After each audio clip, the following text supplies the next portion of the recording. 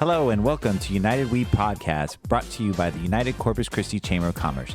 I'm your host, Al Ariola Jr., President and CEO.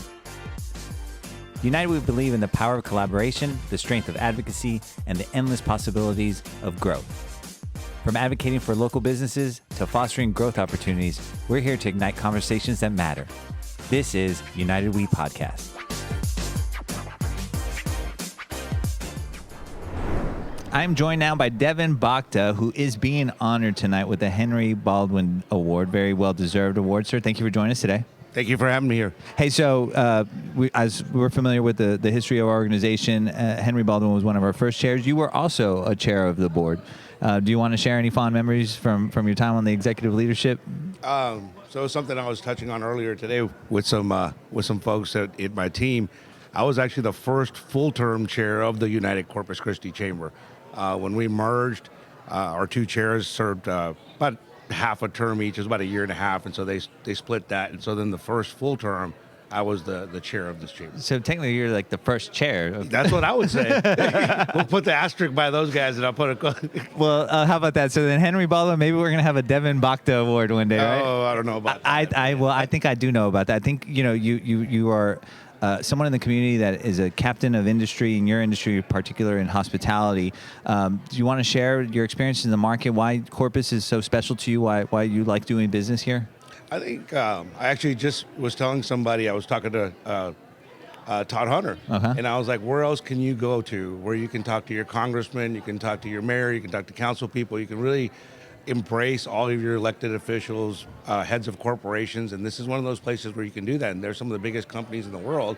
They may not be headquartered here, but an Exxon, a Valero, a lot of those kind of things, you can actually speak to people that are in charge of those places that you can't do in other markets. Well, in other markets too, their population is growing to where I don't want to say they're losing identity, but I feel like the Texas of tomorrow is still thriving, where we're cognizant of regulations and cognizant of economic development, that we need to try to be mindful of initiatives in our community that can help build some assets in our town, right? Yeah, we need to continue to embrace the business community, but at the same time, with tourism and quality of life issues, those need to be at the forefront of what we're trying to do. We've got a growing state. We need to make sure people are coming here and not just staying in what's perceived as the Texas Triangle. Right. Our population growth shows that we're not growing, even though we're perceiving it. So we need to make sure that we're getting people to move down here and growing our economy like we should be. Right, and you mentioned the commerce in our backyard, where there's industry and hospitality is a big staple in this community. Definitely. Can you share about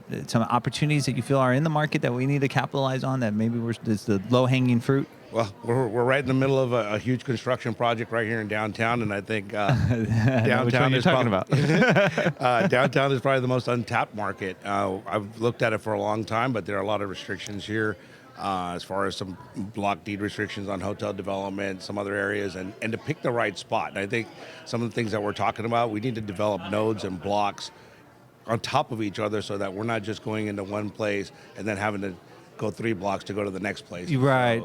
And I think I know what you're saying, where we don't become a town of different towns, but that they're interconnected somehow. We want and I've heard the term nodal development, where you have a node of development here that has a culture and identity, and then you've got another node, and that's kind of the process we want to do. So the location that we picked downtown with the hotel, we feel you could step outside. Now you've got, with the Lomax family and other people, we've got already 10 restaurants, a few bars in the area, and so that hopefully will spur more development in the area, maybe more hotels, whatever it may be. You mentioned Chairman Todd Hunter, and tonight we are celebrating a fabulous night in Corpus Christi, Texas. What do you think about the future of gaming in Texas?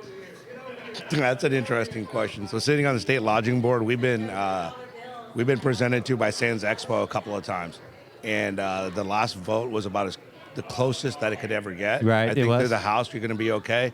The Senate is still going to be a problem. It's going to come from the northern part of the state.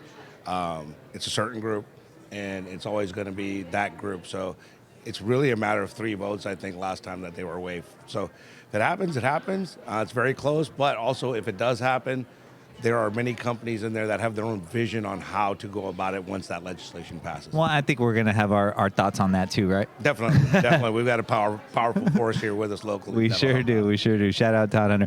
Well, okay, I'm going to let you go have some fun, but we're going to celebrate you tonight and go have some fun with our members, and we'll see you here shortly. Awesome. Thank you. Okay, so now we're here on the red carpet, and we are with one of our honorees of the night, Leah Olivari. Leah, we're so excited to celebrate you as the Military Champion of the Year. Congratulations. Thank you, Al. It's very well deserved. We were bragging about you a little while ago on the podcast, Amy was. Why is the military so important? Beyond this community, but it obviously seems important to you as well. Why is it so important? Well, it's 30% of our economy. Oh, you could touch on the community, but you have such a genuine pride in it, too. What's the story? Just, really respect those people that give their time lives. and their lives to protect us. Yes, ma'am. Do you want to? So right now we're super excited about what's happening with the momentum with Sinatra House and the project. Right. Do you want to share why that's so important to get this done? Well, Sinatra, which is the training wing for the whole military, is absolutely essential. It's kind of the linchpin of our base and our activities. So keeping Sinatra in Corpus Christi is important to us. It's important to Kingsville. It really puts us on the map with the Navy. And the auxiliary jobs, people just assume, oh, you're getting an admiral's house. There's hundreds of jobs tied to the admiral being here. Plus, it's tied to the Navy training, and then that gets tied to the Army depot. That's good. So it's more than that. Yeah. You've been on the task force for quite some time, yeah? Yes. So you want to tell us the never mind the history. Let's get your mic a little closer. Never mind the history, but why it's so important that we stay organized with a committee like that, with an organized presence like that. Just share why it's important. Well, I think it's obviously a protection of the bases themselves, and keeping our eyes open for something that might lead to our reduction or demise. It's a very competitive market out there. I think we've done a great job. Things like Flags for Heroes and all the things that go on with the USO, the Lexington, what you all do at the Chamber, just to tell the folks out there that we really appreciate them and that they're members of our community when they're here. Absolutely. And we hope they come back. Right. Yeah. Right. Well, Leah, I want to let you celebrate. Tonight's about you too, so go have some fun. Thank you. And and I just want to really say that this really goes to a lot of people who helped with this project, including the members of the task force, the chamber, the city, who helped fund it, along with the port and City of Kingsville. You stepped up big, yeah. It's that synergy and energy. It's almost like somebody's got to really put their first step forward, and that got done. So yeah. Well, I appreciate it, but it was really deserved by a group of people. So. Absolutely. Okay, Leah, thank you so much. Once again, here on the red carpet, I am joined by Cindy Lopez Barrera. Hi, Cindy. Hello, good evening. You certainly got the assignment down well. Look at that outfit. Does this scream ocean? Uh-huh. Does it scream ocean? Yes, Danny Ocean, very much. Yeah. Well, I know you're excited about tonight. I am. What are you looking forward to the most? I would have to say the awards, recognizing our incredible honorees. So special. Yeah. Really looking forward to that. Any award in particular? Perhaps. No, go ahead and brag. Oh, yeah, well, share. Being a woman and a Latina, Mm-hmm. it's incredibly special to honor Judith Talavera, who is receiving the Dora Mirabal Severa Award. So just very special, and she's incredibly deserving. She has inspired me from the moment that she moved to Corpus. And so it's not only special that she's receiving the honor, but the fact that I get to introduce her tonight, I'm thrilled. She's one of those captains of industry, so to speak, but so soft-spoken that you would, unassuming, I guess is the word, right? Very much so. Yeah. And, as you get to know Judith, you instantly recognize how incredibly intelligent she is. Her work ethic is unparalleled. I mean, it is no surprise that she has the highest position at AEP Texas. And she worked her way up. Her story is incredible, and she's a very humble woman on top of all of that. Absolutely. Well, another humble woman, I would also say, is you. You've been serving on our executive board. You're now, again, chair-elect. Is there anything you're looking forward to in this year to come? If I can be honest, the momentum that we have started building in the last year, watching Amy and the new heights that she will lead our organization to, along with your leadership, I think it's going to make the transition for me so easy. And, just continue to fill those big shoes, because we have had excellent leadership on our board for forever. So it's a little intimidating, but again, there's a great a foundation, and the groundwork is there. Yeah, I'm glad you shared that. That saying, if we can see a little further right now, it's because of the shoulders that we're standing on today. And so the history of this organization and the two organizations coming together, and now as the United Chamber, what are you looking forward to as far as the family, the chamber family in general? What are some exciting initiatives that you think can bring us back together? The board members that we have are so energized. They really are. And we brought a lot of new board members on this year, just having come through our strategic planning session. I'm just so happy to see that they're willing to get in and do the work. Right. And so our committees have taken a life of their own over the last year, and I think those are going to continue to excel. And they're building a lot of momentum, not just among our board, but among the community. We have a lot of involvement, great attendance, and so I just see these committees really bringing some, just new life to the organization. New ideas, new energy, and a lot of the officers have taken some of those recommendations seriously that we put into action quite fast, and some positive results that we're seeing happen. Without a doubt. Yeah. Cindy, I want to let you go have some fun. Thank you. So go ahead and mix and mingle with our members, and I'll see you up on the stage later. All right, can't wait. Thank you. I am here with Moses Mastagasi. Moses, thank you for joining us, and thank you for being on our board of directors. You're newly elected. What do you think about it? It's awesome. It's an honor. I appreciate being here. Well, it's an honor to have you. What do you think so far? You were pretty.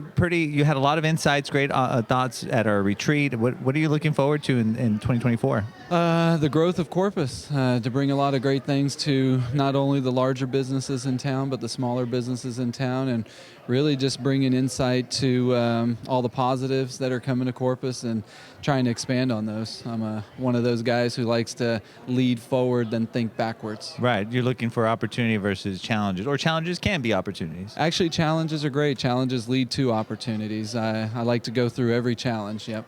And so you are in the, I want to say, real estate development business, yeah? Yeah, I'm a land developer. I was a builder for 20 years in the city of Corpus Christi, born and raised, and now we're doing land development. We've been doing land development, but we're going to focus more on commercial and residential land. So, and I'm sure throughout the years you've seen the full gamut and spectrum of changes and inflation and the challenges that come to your market. What do you think is pretty special and unique about the Coastal Bend market in particular? Corpus is I would say the last nice gem in Texas, right? I mean, you've got Dallas, Austin, San Antonio, Houston, where, population has grown substantially, and now Corpus is really on the rise. We've got the port, we've got a lot of industry coming, but the diversity in jobs and stuff that are also coming to the Corpus area is great. So. Well, you talked about some of those other communities. A lot of folks, especially when you talk about commercial and real estate development, a lot of them kind of got Disney-fied, where they all kind of look the same a little bit. We're staying unique and true to ourselves. What do you think going forward we need to really focus in on to kind of keep that Texas of tomorrow vibe? Well, we got to remember we're by the coast. When you're by the coast, there's a lot of different opportunities. There you go. That's the guy we need to bring all those businesses here. And visitors, yeah. No, at the end of the day, Corpus has a lot of unique things. We got to take advantage of our biggest asset, which is our water, our coast. We do have challenges because obviously we deal with windstorm and those things here by the coast. But, we've got a very unique city and a very diverse city, and it's time to kind of tap into some of those things that haven't been tapped into. Yes, sir. Well, I want to let you have some fun. So go celebrate with the rest of our members, and Awesome. We'll see you here shortly. Appreciate it. Thank you. Here on the red carpet now, I'm with Phil Ritley, who is outgoing from our board of directors. Phil, how long had you served on our board? I think it was close to 6 years. A little closer. Yeah, it was 6 years. So it's 2 terms. Two And terms. so thank you for all your service throughout the years. It's been 6 years. What are some observations you've seen with the growth of the organization and where we are today? And The growth in the organization's just been amazing. Growth in membership, growth in just kind of community involvement from the members. When I first came on the finance committee, we were really struggling. And I think the merger with the Hispanic Chamber and then all the growth that followed from that has just been remarkable to see. Well, you let's get your mic a little closer. You also talked about, well, let me give you guys a shout out. You're on the finance committee also, and your bank, American Bank, is a community staple, a true organization that really values the Corpus Christi community.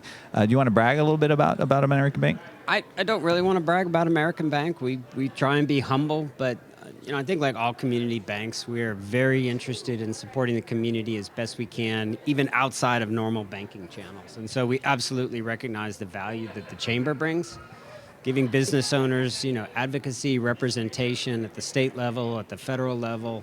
I mean, that's important to us and to the community, and we realize what a valuable service the chamber provides. So we're happy. So we're very happy to support. Well, I'm glad you said that, because you gave not only your time and your energy, but 6 years. 6 years is a long time to devote to anything, right? And so, thank you for your service throughout this 6 years. Your consistency in it, your care for it. Thank you for caring about this chamber. Was really glad and appreciative to have had the opportunity. Well, I don't want to spoil the surprise for you too much, but here on the cocktail reception hour, we do have a gift that we're going to be giving you here shortly. Okay, great. And so, I won't spoil you, but I want to thank you here on the red carpet for your service, and thank you for joining us here today. Okay, wonderful. Thank you.